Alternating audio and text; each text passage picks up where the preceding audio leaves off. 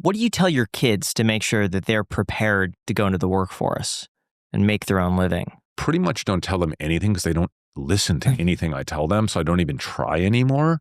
I try to get other people to tell my kids. I don't know, but not me. Why not? It's funny because this episode will get a few 100,000 views and every person will be listening intently at every word you say. Except for my kids. And your kids will just like, whatever. My kids are now at an age, they're 15. You have to put Subway Surfer on the lower half of this and make it like a vertical. Have you seen those, like the brain rot TikToks where it's you got to change scenes? Yeah, you have like some video playing on the lower half and they can watch it. I hope you guys get to experience this for yourself someday, but there is nothing that you can do to win the approval of your kid.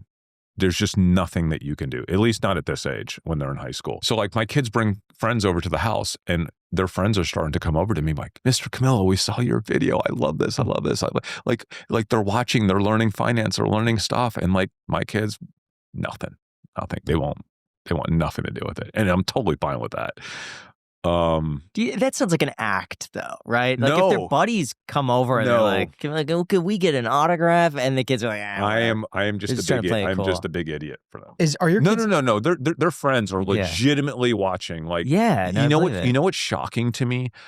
I was such a finance nerd when I was a kid, but I was the only finance nerd maybe in the whole world at that time. This is going back to the late 80s, early 90s. Now, I told you guys a story. I used to touch tone trade options trading at college in the basement of SMU on a payphone. And it would take me 20 minutes to place one trade. I mean, now these kids are 12, 13, 14. They're studying trading. Like, dude, that is actually a good piece of information right there, like for Robinhood. Yeah. Like if that doesn't get you psyched on Robinhood, I don't know what will, because being like this gritty, having like a side gig, like investing is part of the culture of being young now, especially for young males.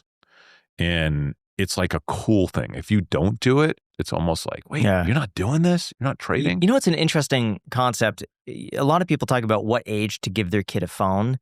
At what age do you give your kid the access to invest? I wanted my kids investing when they were way younger. They just wouldn't take on to it. They just wouldn't do it. So I started accounts for them. I'm crushing it in their accounts. They're doing great. Dude, they're up 5x in 2 years since I started their accounts. Yeah. But and they don't care? They don't check it? They don't want to know how much money they have? They don't even care about, my son doesn't even care about money. He's just, he plays football. He plays Madden when he's not playing football, and he plays guitar and sings country music. He just doesn't care about money. Does you pay for him when he goes out with his friends and he wants to go get a lunch? Do you fund his life? Kind of. Because with limits, with reasonable limits, right? So, and that's a parent problem. You're always kind of arguing with yourself over what's appropriate, what's not appropriate, especially if you live in a wealthy neighborhood and you have to have that balance of, we chose to live here and this is how people live. These are the restaurants that the kids go to. These are the things that they do. And like, you don't want your kid not to be able to engage socially and culturally in the world that you move them into. So you have to make that choice as a parent that, hey, like, you have to have balance.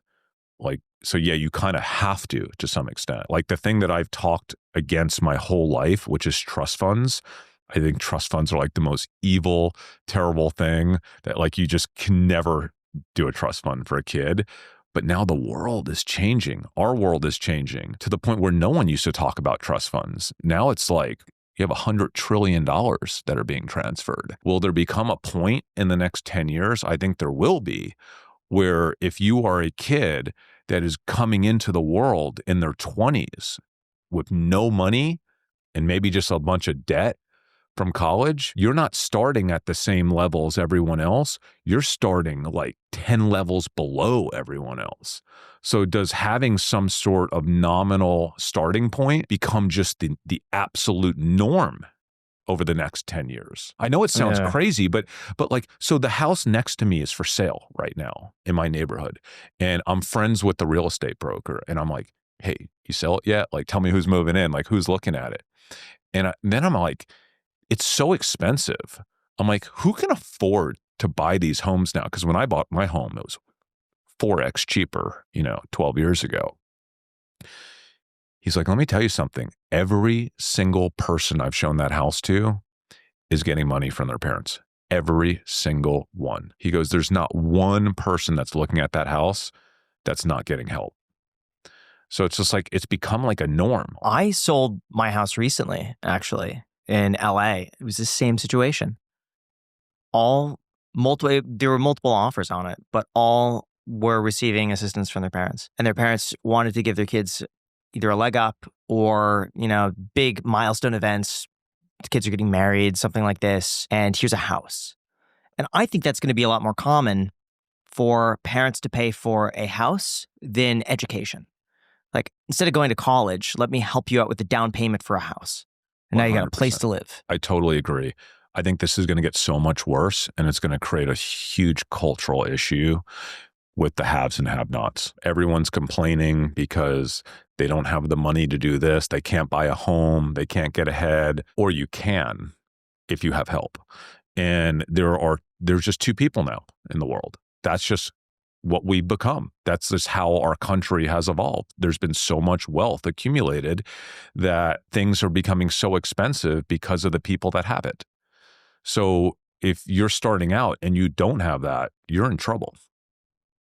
I hate it. Like, I don't have a solution to that problem. Yeah. How much money should you leave to a child? I think about this all the time now. So I'll tell you what I did. As opposed to starting a trust fund, I started a foundation. And I want to grow the foundation to be infinitely large, hopefully $1 billion someday. It's kind of like my little goal in my head. What's so amazing about a foundation is you can run the foundation and you could take a small salary. The government actually regulates what you can take from a nonprofit. So you can pull some expenses for your healthcare. You can pull expenses for managing the foundation, but it has to be nominal. I love that model because if you start a foundation, or maybe start two foundations, if you have two kids, you could put them each as the administrator for each of your foundations. You don't have to have this trust where you have an attorney that's approving things and you're having to make all these hard decisions. You know that they would always, in a worst case scenario, be able to take a nominal salary and get health insurance from that foundation. And the beautiful part is you tell them the goal is to never take money out. But if you need to, you can legally. And it just lives on forever. And it lives on for generations, hopefully. And it grows. And the great thing about a foundation is it grows tax-free. So once that foundation starts to go, you have to distribute 5% of the foundation every year to charitable causes, to 501(c)(3)s. But that foundation's always getting larger and larger. So it's kind of like having a trust, but you're involving your kids in something that's productive, something that's giving back to the world, and you know that they will always be capped. So for your foundation, is that where you get the 20,000 to 60 million thing in your bio? No, foundation is separate. I started the foundation like 3 years ago, so it's relatively new. So what's the 20,000 to 60 million? That's just my brokerage account. That's just your personal brokerage account? Yes. But then you transferred most of that over to the foundation. So I transfer basically excess capital every year into my foundation. And then the money in the foundation, you also invest that? Yes. Unfortunately, I learned this the hard way. I'm not allowed to invest on margin or options in the foundation. How do you learn that the hard way? So I open the foundation and I get the account and I'm really pumped because I'm going to grow this account like I grow my account. Like we're going to have the biggest foundation ever. And how lucky is this foundation to have me managing the money? and we do, we crush it. Like I'm doing really well. And my CPA sends me my tax bill and there's like, I think, a $200 and some odd $1,000 penalty fee. I'm like, what is this for my foundation? And he was like, oh, you can't trade on leverage. You can't do that, any of that stuff in a foundation. If you do it, you have to pay massive penalties. So I just didn't know. I think I made more money off of doing that than the penalties I paid, but yeah. So would you then do it anyways if you're super bullish on a trade. Yeah, what if your conviction is so high that the fee is going to be so small compared to what you could make? I'm actually, when it comes to like the law and ethics, I'm like super conservative. So once I realized I'm not allowed to do that, I haven't done it since. Like one day I had like just like few $100s over. It tapped into margin. I freaked out and like I covered it. So no, I don't want to mess around with that. But yeah, so I do manage the foundation's account, but unfortunately no margin, and it is frustrating not to be able to use more. And it's frustrating not to be able to use options. My style of trading is, a few times a year, I get really high conviction around a piece of information, and I want to make the most of it, right? And that's how I make my year. You don't generate 70 some odd % returns annually over 20 years, which is where I'm headed right now, just investing without leverage. You have to apply leverage. Real talk for a second. If you're trying to grow on social media, short form content is literally digital gold. It has been one of the biggest drivers of success for the Iced Coffee Hour. We just take our best moments from the podcast and we can clip them up for TikTok, Instagram, YouTube, you name it. But let's be honest, it takes a lot of time to do that properly. And that's why tools like our sponsor, Opus Clip, are a total game changer. For those unaware, Opus Clip isn't just a clipping tool anymore. It's a full-on AI-powered video editor built for creators. So incredible that it could automatically pull in your long-form YouTube videos, find the best moments, add captions, B-roll, and even schedule clips to post while you're away. It's like having an entire editing team, but built by AI. Top creators like Jubilee and Darman are already using it, and we actually use it here on the Iced Coffee Hour. You see this clip Togi reacted to? It was made with Opus Clip. And here's the best part. Everyone who signs up with our link gets 1 week for free,